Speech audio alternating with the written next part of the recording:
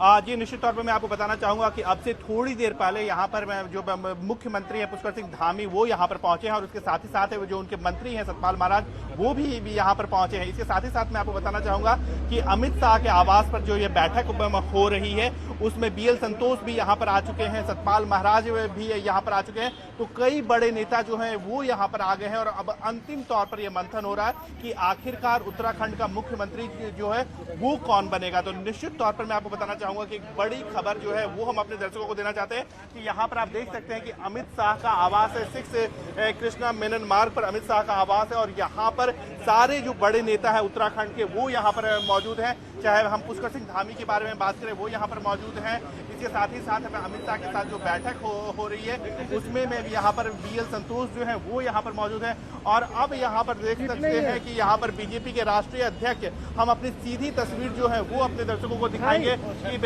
जो जेपी नड्डा है वो यहाँ पर मौजूद है तो आ गए हैं। तो अब बड़ी बैठक जो है, बड़ा मंथन जो है वो उत्तराखंड को लेकर के यहाँ पर अब से थोड़ी देर बाद शुरू हो जाएगा। सारे नेता जो है वो यहाँ पर आ गए हैं। बीजेपी के राष्ट्रीय संगठन महामंत्री बीएल संतोष यहाँ पर आ गए। तो निश्चित तौर पर अब जो है वो आखिरी मोहर लगेगी कि आखिरकार उत्तराखंड का मुख्यमंत्री कौन होगा। उसके नाम पर जो आखिरी मोहर होगी, आखिरी फैसला जो होगा इस बैठक में यहाँ पर लिया जाएगा। और उसके बाद यहाँ से जो है पर्यवेक्षक जो है वो अपनी जो औपचारिकता होती है, विधायक दल की बैठक होती है, वो विधायक दल की बैठक में पर्यवेक्षक जाएंगे और वहां पर इस पर मुहर लगेगा कि आखिरकार उत्तराखंड का मुख्यमंत्री कौन होगा। तो एक बड़ी खबर यहाँ पर गृह मंत्री, केंद्रीय गृह मंत्री अमित शाह के आवास पर बड़ी बैठक हो रही है जिसमें बीजेपी के राष्ट्रीय अध्यक्ष जेपी नड्डा भी पहुंच गए हैं। साथ ही साथ पुष्कर सिंह धामी यहाँ पर मौजूद है। साथ ही साथ यहाँ पर जो संगठन महामंत्री हैं बीएल संतोष वो मौजूद है। तो बड़ी बैठक जो है जी, तो बड़े नेता जो है उत्तराखंड बीजेपी के वो पहुंच चुके हैं। लेकिन विनीत, क्या कोई जानकारी इसे लेकर मिल रही है, कब तक ये बैठक शुरू होगी, कोई अपडेट मिल रहा हो? जी निश्चित तौर पर मैं आपको बताना चाहूंगा कि अब जैसा कि हमने अभी अपने दर्शकों को दिखाया कि अब थोड़ी देर पहले बीजेपी के राष्ट्रीय अध्यक्ष जेपी नड्डा पहुंच गए थे तो उन्हीं का इंतजार जो है वो किया जा रहा था। तो अब हम यह मान सकते हैं कि बैठक जो है वो शुरू हो गई है। उत्तराखंड के मुख्यमंत्री को लेकर के जो मंथन चल रहा है वो मंथन जो है वो शुरू हो गया है। और इस मंथन में बीजेपी के राष्ट्रीय अध्यक्ष मौजूद हैं, केंद्रीय गृह मंत्री अमित शाह मौजूद है, बीजेपी के संगठन महामंत्री बीएल संतोष मौजूद है। इसके साथ ही साथ पुष्कर धामी मौजूद है, मदन कौशिक मौजूद है।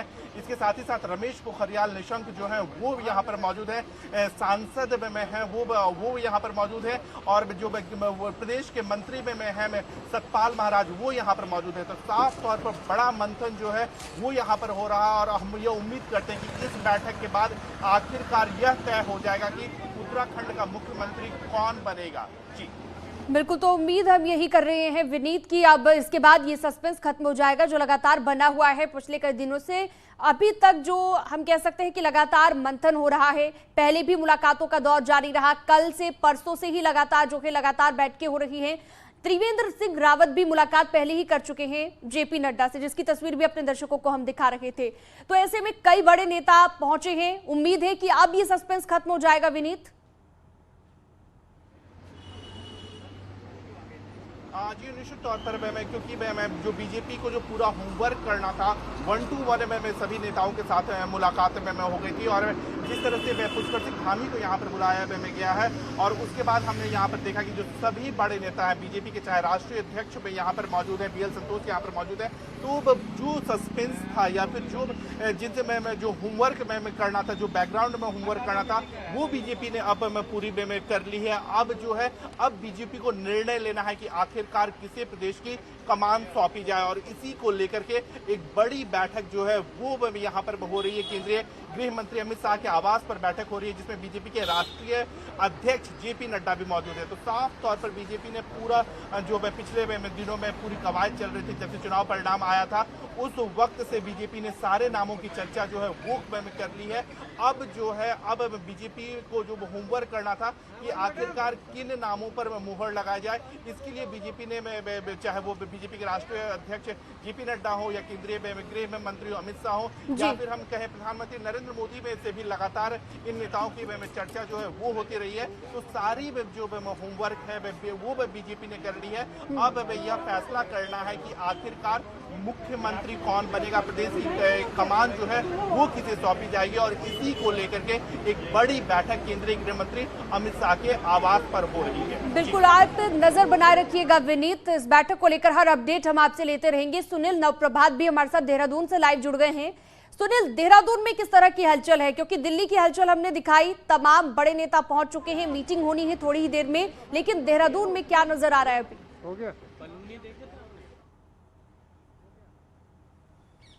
देखिए सीनम, देहरादून में भी जो तमाम पदाधिकारी हैं उनकी नज़र दिल्ली की इस मीटिंग पर है, और ये माना जा रहा है कि इस मीटिंग में फाइनल तौर पर उत्तराखंड का नया चेहरा कौन होगा, विधायक दल का नेता कौन होगा, उस पर मुहर लगा ली जाएगी। और यदि आज ये तय हो जाता है, जिस तरह की संभावनाएं जताई जा रही है, तो कल केंद्रीय ऑब्जर्वर उत्तराखंड पहुँच सकते हैं, और कल विधानमंडल दल की मीटिंग बीजेपी बुला सकती है, जिसमें जो नेता सदन का ऐलान कर दिया जाएगा, जिसके लिए पिछले 10-11 दिनों से लगातार जद्दोजहद बीजेपी के अंदर जारी है। तो कुल मिलाकर आज ये बैठक बेहद महत्वपूर्ण है जो दिल्ली में हो रही है, और तमाम बीजेपी के जो स्टेट लीडर जो यहाँ पर मौजूद है, उत्तराखंड में मौजूद हैं, उनकी सबकी नज़र इसी मीटिंग पर है, क्योंकि इस मीटिंग के बाद अंतिम तौर पर फाइनल हो जाएगा, एक मुहर लग जाएगी कि नेता सदन उत्तराखंड में किसको नियुक्त किया जाएगा।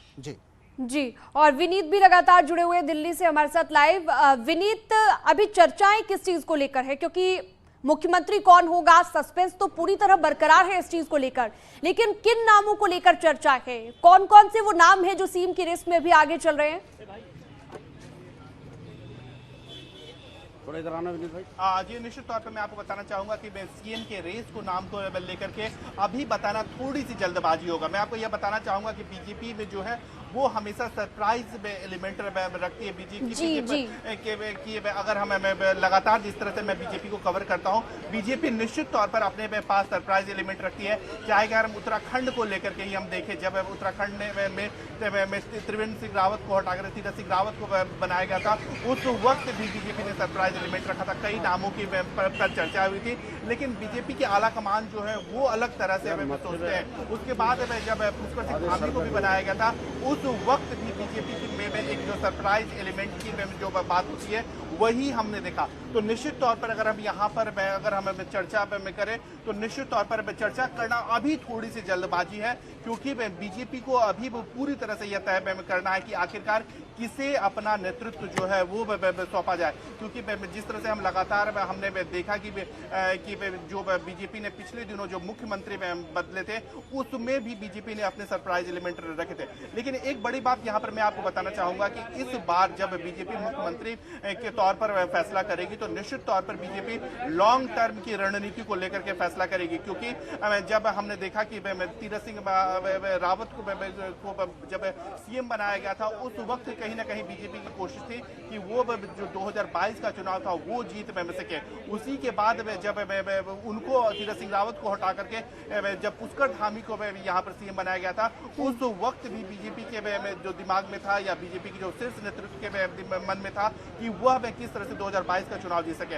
अब 2022 का जब चुनाव बीजेपी जीत गई है तो निश्चित तौर पर बीजेपी इस बात को तो ध्यान में रखेगी ही कि जो 2024 का जो चुनाव है उसे में जीतने में कौन सा चेहरा जो है वो में काम आ सकता है। लेकिन एक बहुत महत्वपूर्ण बात यह भी होगी कि आखिरकार किनको लेकर के जो जिस तरह से पार्टी की जो लॉन्ग टर्म की रणनीति है वो कौन सा नेता जो है वो उसे ठीक से पूरा कर सकेगा। तो इस बात को भी ध्यान में रखा जाएगा और इसी चीज को लेकर के जो है बीजेपी जो है वो अपने उम्मीदवार और अपने चेहरे की जो नाम की घोषणा है वो करेगी। हालांकि मैं अभी इसके लिए कयास लगाना जो है वो अभी थोड़ी सी जल्दबाजी होगी, लेकिन हम यह उम्मीद करते हैं कि जब यह बैठक खत्म हो जाएगी तो कम से कम बीजेपी के नेता जो हैं उनके मन में भी यह बात में साफ हो जाएगा कि आखिरकार उत्तराखंड की कमान जो है वो किसे मिलेगी, उत्तराखंड की जिम्मेदारी जो है वो किसे मिलेगी। जी अच्छा विनीत, चर्चा हो रही है, लगातार मंथन हो रहा है और आज की इस बैठक को हम महामंथन कहें तो गलत नहीं होगा।